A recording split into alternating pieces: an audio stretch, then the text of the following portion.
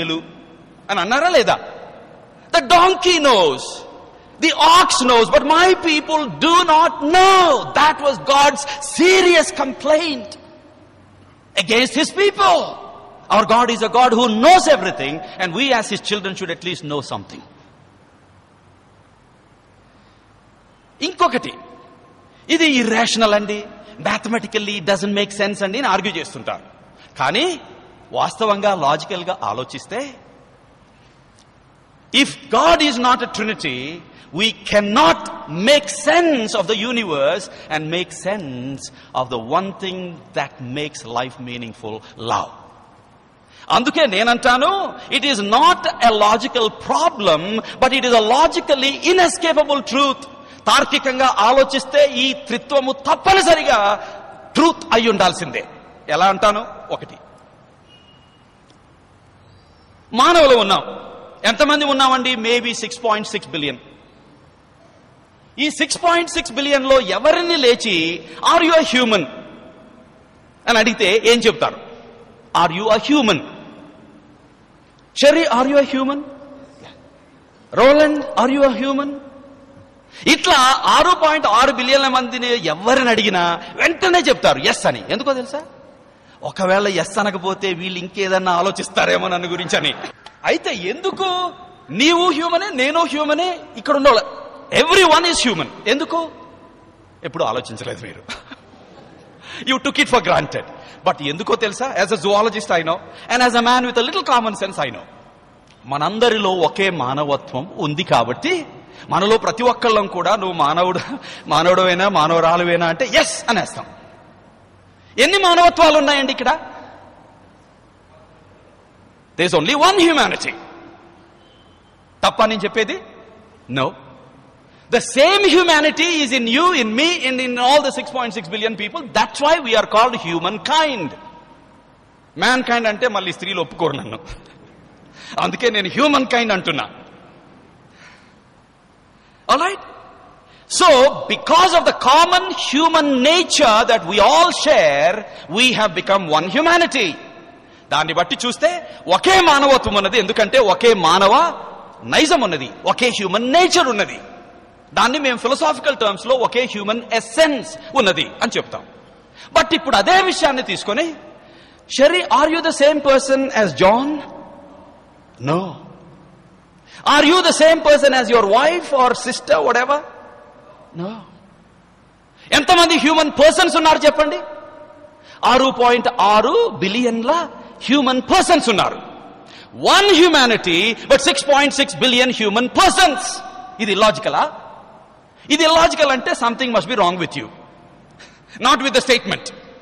అట్లనే there is only one divine essence, there is only one divine nature.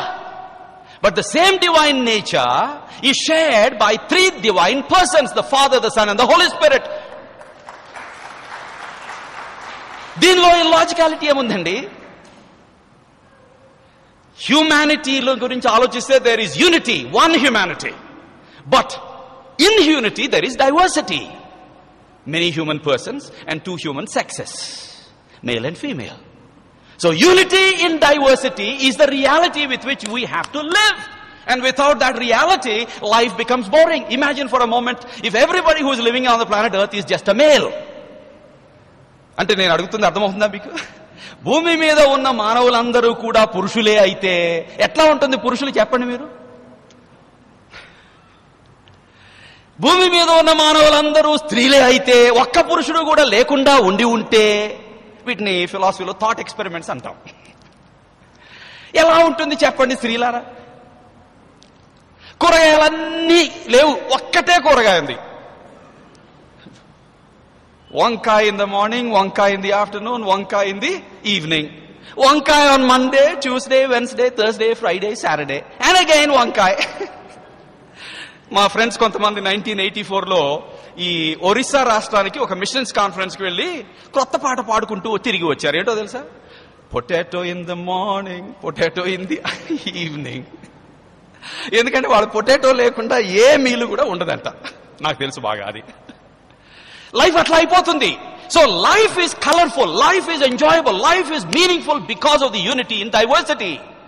Logical గా ఆలోచిస్తే సృష్టించబడినటువంటి entities లో ఉన్నటువంటి higher quality of unity in diversity creator లో లేకపోతే మనలోకి వచ్చుంటానికి వీల్లేదు. కాబట్టి this great enjoyable unity in diversity that exists at all levels in the creation, the universe, has come because there is unity in diversity in the Creator God. God cannot be a lonely entity. If God is a lonely entity, we have to pity him because ఆయనలో ప్రేమ ఉన్నా ఎవరితో చూపించాలో అర్థం కాక పాపం బాధపడుతూ చింతపడుతూ ఆయనే ప్రేమించుకుంటూ ఇక తప్పదులే అని మానవుల్ని సృష్టించక తప్పక సృష్టించవలసి వచ్చేది వాళ్ళనన్నా ప్రేమిద్దామని. కానీ మన దేవుడు త్రియేక దేవుడు కాబట్టి నిత్యత్వములో తండ్రి కుమారుణ్ణి, కుమారుడు తండ్రిని, పరిశుద్ధాత్మ తండ్రిని, పరిశుద్ధాత్మ కుమారుణ్ణి ప్రేమ చేత బంధింపబడినటువంటి త్రియేక దేవుడుగా ఆయన ఉన్నాడు కాబట్టి మానవులను ప్రేమించగలిగిన, ప్రేమను పొందగలిగిన సత్తాతో సృష్టించాడు. ఆ ప్రేమే లేకపోతే మానవ జీవితానికి అర్థమే లేదు, అసలు మనుగడే లేదు. God is love and God cannot be a love unless there is plurality in the unity of God head. కాబట్టి God being a Trinity is not a logical problem. It is a logical necessity. It is a logically inescapable truth అని ధైర్యంగా చెప్పొచ్చు. అందుకనే బైబిల్లో old testament లో చూసినా, new testament లో చూసినా, ఎక్కడ చూసినా ట్రినిటీ క్లియర్ గా ఉంది. న్యూ టెస్టిమెంట్ గురించి నేను మీకు చెప్పక్కర్లేదు, కానీ మీలో చాలా మందికి, ఎందుకంటే వాళ్ళు అడుగుతుంటారు పొద్దాక, ఓల్డ్ టెస్టిమెంట్ లో లేని మీరు కొత్త నిబంధనలో కొత్తగా ఎందుకు తెచ్చారు అని అడుగుతుంటారు. అదొక ప్రశ్న వాళ్ళు కామన్గా అడిగేది. నేను మీకు ఓల్డ్ టెస్టిమెంట్ లో 2 స్ట్రాంగ్ రెఫరెన్సెస్ చూపిస్తాను. ఇంకా చాలా ఉన్నాయి, జెర్రీ ఆల్రెడీ చెప్పారు, బట్ జెర్రీ ప్రస్తావించని 2 రెఫరెన్సెస్ నేను మీకు ఇస్తాను. ఒకటి ప్రాఫెట్ ఐజయా, యెషయా గ్రంథం 48వ అధ్యాయం 16వ వచనం 17వ వచనం. నేను దయచేసి అర్థం చేసుకోండి, తెలుగు బైబిల్ చదవడం కంటే ఇంగ్లీష్ ఈజీగా చదవగలను కాబట్టి అందులో చదువుతున్నాను. యెషయా 48, 16, 17 వచనాలు. Come near me and listen to this. From the first announcement I have not spoken in secret. At the time it happened, I am there. ఈ I am ఎవరు అనంటే మీరు 12వ వచనం చూడాలి. Listen to me, O Jacob, Israel, whom I have called. I am he. I am the first and I am the last. My own hand laid the foundations of the earth. And then the same I am is speaking here in verse 15, where he says, even I have spoken, yes, I have called him, and I will bring him, and he will succeed in his mission. And now come to verse 16. Come near me and listen to this from the first announcement, and then he goes on to say, and the last part of verse 16 he says, and now the sovereign Lord has sent me. Who is this one who has been speaking now from verse 12 onwards? The first and the last, the one who called Israel. Right? He is now saying, and the sovereign Lord has sent me. So how many lords are there here? 2 lords. కొన్నిసార్లు వాళ్ళు ఏమంటారంటే, ఈ lord లో difference ఉందండి. ఒక lord ఏమో యాహువే, ఇంకొక lord ఏమో అదోనాయ్. కాబట్టి Adonai is not equal to యాహువే అని ఒక పిచ్చి ఆర్గ్యుమెంట్ చేస్తారు. అది నేను ఒక్క నిమిషంలో మీకు చూపిస్తాను, అది వ్యాలిడ్ కాదు అని, టోటలీ ఇన్వాలిడ్ అని. And the sovereign Lord he's sent me with whom?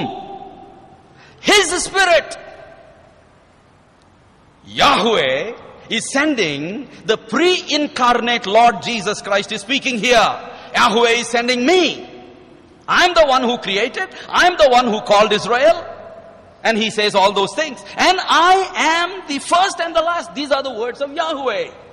దీన్నే థియలాజికల్ టర్మ్స్ లో అంటాము ద జెహోవాయిస్టిక్ ఐడెంటిటీ ఆఫ్ జీసస్. అంటే యేసు యెహోవా ఒకటే. ఆ యేసు ఆత్మతో పంపించబడ్డాడు. ఎంతమంది ఉన్నారండి ఇక్కడ?